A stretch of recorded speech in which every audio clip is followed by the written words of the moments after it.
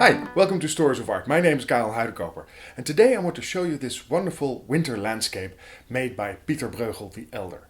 Now, he made a bunch of them, but I specifically want to focus on this one because this one has so many little details in it and little bits and pieces of stories that are told in it, which really is the core thing Pieter Bruegel did with his art.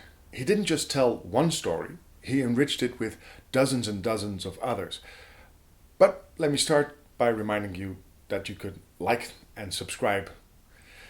You know, it really helps this channel, so please do that. And of course, tell me in the comments what you think about these videos and tell me what other art you would like me to talk about.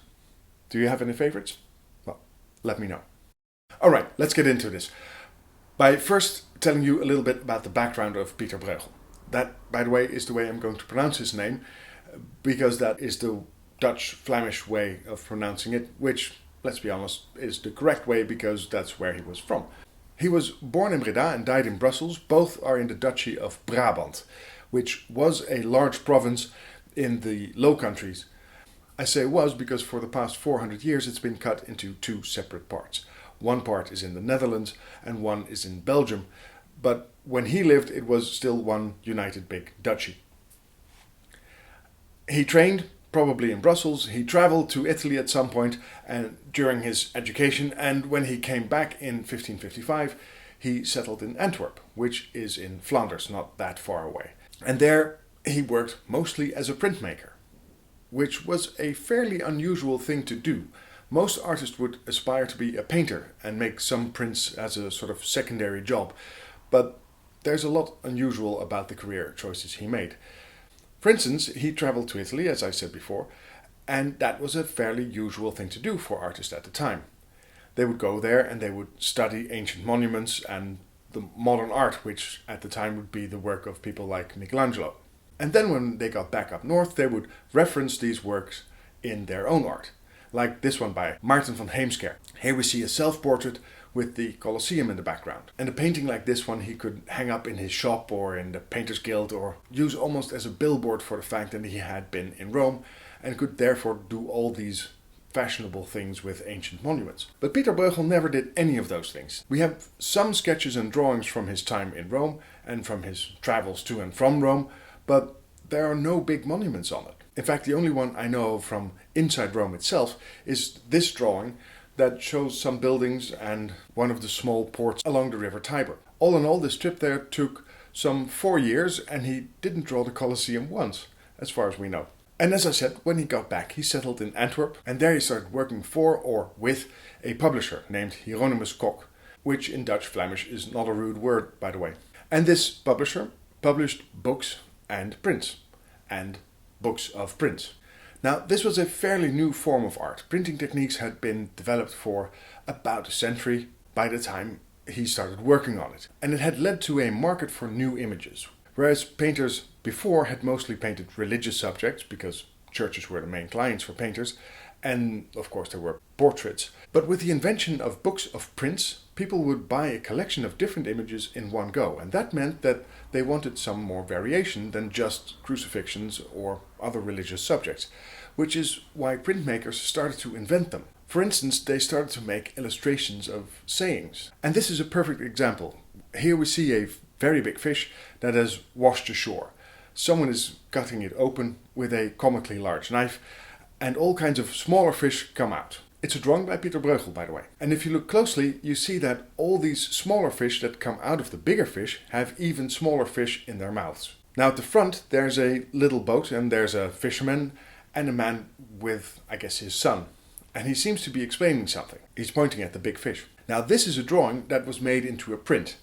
And this is that print. You can see it's its mirror image. That's because of the process used to make it into a print. But here we have the saying written underneath, which, translated to English, says, "Son, I have always known that the big fish eat the small ones." This of course has something to do with the rich and famous, using the smaller folk to become more rich and more powerful. At the time, it was apparently thought that fish could grow to enormous sizes simply by eating other fish. And sometimes huge fish like sperm whales, which they thought were fish, would wash up ashore on the beaches of the Low Countries. It still happens occasionally. And just like people who become too powerful and get toppled by their own power, Fish could grow so big that they thought that they lost control and would wash ashore. Now perhaps if you look at some of the details you will be reminded of a different painter. I mean, look at this sort of walking fish in the background.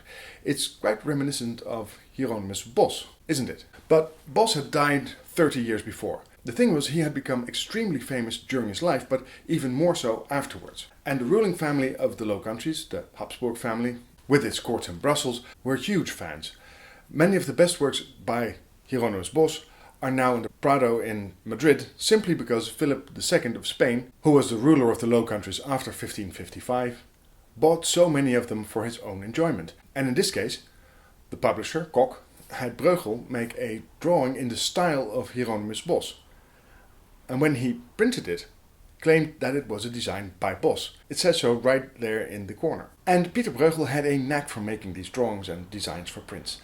A famous series he made was of the virtues and the vices. There are 7 of each. Let me show you just one. This is the virtue of charity. And in the center we can see a personification of charity, which is a woman who holds the hands of children and a heart in her other hand. And on her head there's a bird, which is supposed to be a pelican. I know it doesn't look like a pelican, but what it's doing is it's piercing its own side to feed its children with its own blood, which is a symbolic expression of charity.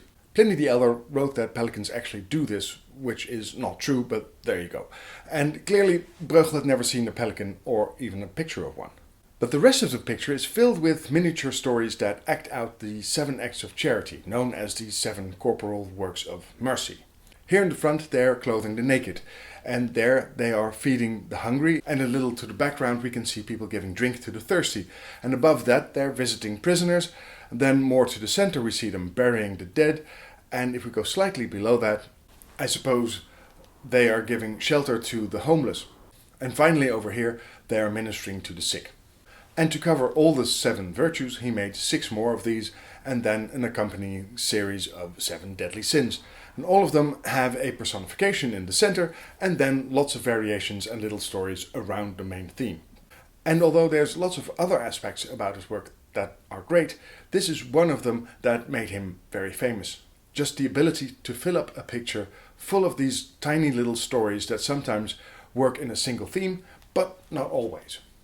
And they make for pictures that you can explore for ages on end and endlessly find new stories in. Which is exactly what this Winter Wonderland here is. Now obviously this is not an engraving, not a print, but a painting. And as it happened in 1563, Pieter Bruegel moved from Antwerp to Brussels, and there he married the daughter of a prominent painter called Pieter Koeker van Aalst. He had probably been his master during his training ages before, and when he moved to Brussels he started painting, although he may have painted before, but this is when his painting career took off in earnest. And one of the things he did was he started making painted versions of the drawings and prints that he had produced earlier. And it's that style of adding little details and stories that apparently worked well with his clients, and they possibly already knew his prints. So, let's get into this one. We have to ignore the fact that these days the painting has a title, because at the time when it was made it didn't. Titles weren't given to paintings yet, as a rule, but have been given to paintings once museums started displaying them, which is centuries later. And what we see here is a winter landscape. The sun is setting. It must have been a short day, because that's what they are in the winter, as far north as this is clearly situated. It's a town. We see several different types of buildings, and architecturally they all fit in with the 16th century in the Low Countries. Many have thatched roofs, and there's one house with a stepped gable. And these are typical for the Low Countries of the period, and particularly for Flanders.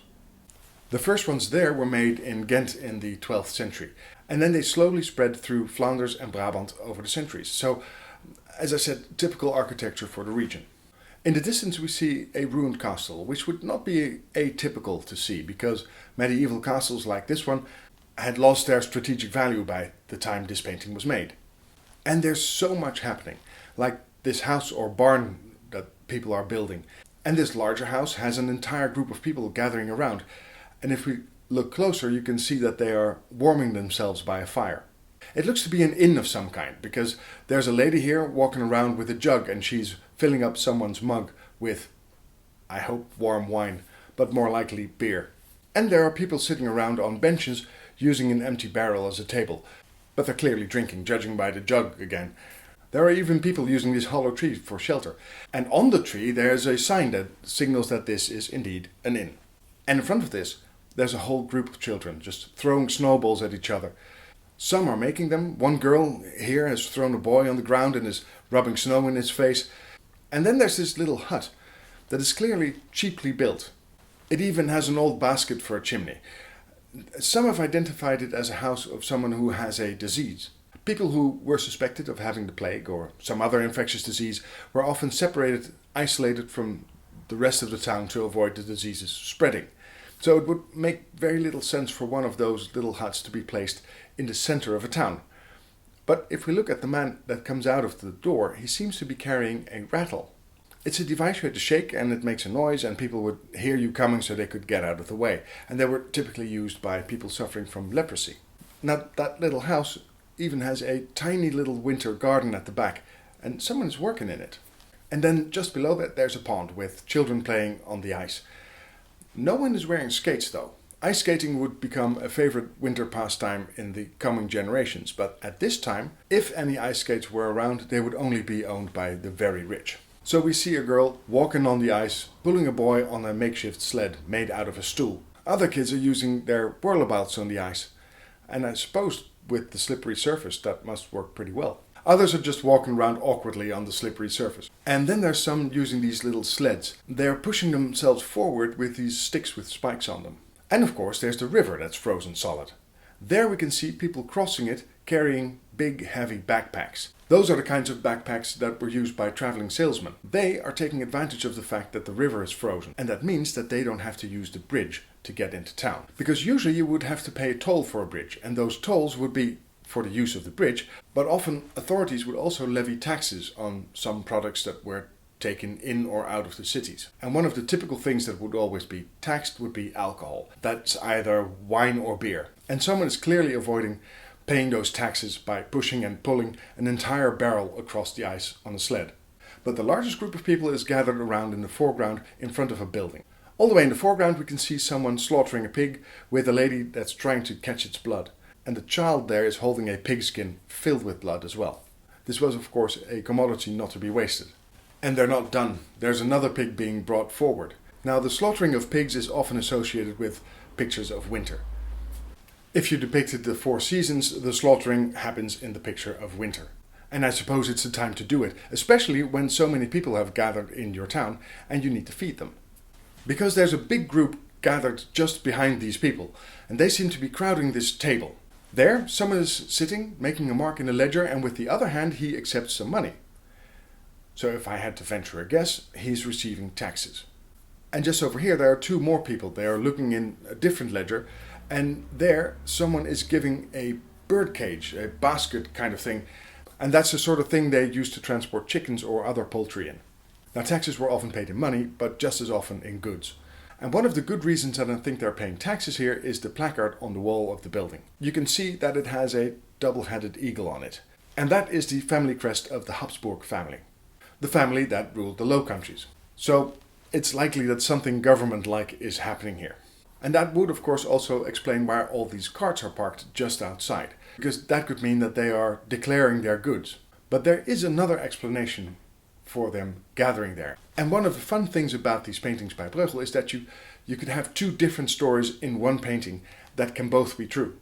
It just depends on how you look at them, which makes them such excellent conversation starters. And the other story is there is this little group of people that seems to just have arrived in town. There's this man, we can't see his face, but we can see he's a carpenter because he's carrying his saw. And he's leading a donkey, or an ass, and possibly that ox that's walking alongside it, or it's standing still and it's just there, but we can't really tell. And on the back of the donkey sits a lady, and I don't think it's too much of a stretch to think that perhaps she's pregnant. Because that of course makes them Joseph and Mary, who have come to travel to Bethlehem and are now looking for a place to stay in an inn. And obviously we know there's no place in the inn, and it's made pretty clear from the amount of people that are already there. But in that case, all of those people waiting outside this house are not there to pay taxes, they're there to be counted for the census. Because of course that's why Mary and Joseph had to go to Bethlehem. And that suddenly makes this a Christmas picture, where, for the sake of this painting, Bethlehem is clearly placed in the Low Countries. Now I keep saying this, but the fun thing is, of course, that there are so many little details and so many little stories that you can find in them. And I'm sure that even though we've just looked at it in detail, but if you were to spend a little bit more time with a magnifying glass in front of the painting, you would find more. So it's one of those paintings that will never bore. You can look at it again and again and again, and we actually know that this painting was a big success, even though we have no idea who he sold it to. But we know that it was in high demand. And that is because of his sons. You see, Pieter Bruegel's painting career didn't last long, because it basically started in 1663 and he died in 1669, 6 years later. And he was somewhere between 39 and 44 years old. We're not sure about the year of his birth. And when he died, he left a wife and 3 very young children. 2 of those children were his sons. One was called Jan and the other Pieter. They both became painters and are the reason we refer to Pieter Bruegel as Pieter Bruegel the Elder, even though his sons would spell their last names differently. But they made a business out of painting their own stuff, but also copying pictures of their fathers. And they continued their father's business of designing prints and making painted versions of popular printed pictures. But because they copied their father's work, you can see this picture in at least 4 different museums, and I assume in a whole range of private collections as well, because there's an unknown number of them that were actually made. But only one of them was made by Pieter Bruegel the Elder. And if you want to see that one, you have to go to Brussels to the Royal Museums of Fine Arts or the Koninklijke Musea voor Schone Kunsten van België. But before you go, don't forget to like and subscribe. And if you subscribe, because for some reason you haven't already, you could of course then hit that little bell icon that appears, because then you get notified when I make new videos. Well, in any case, thank you very much for watching, and hope to see you again soon.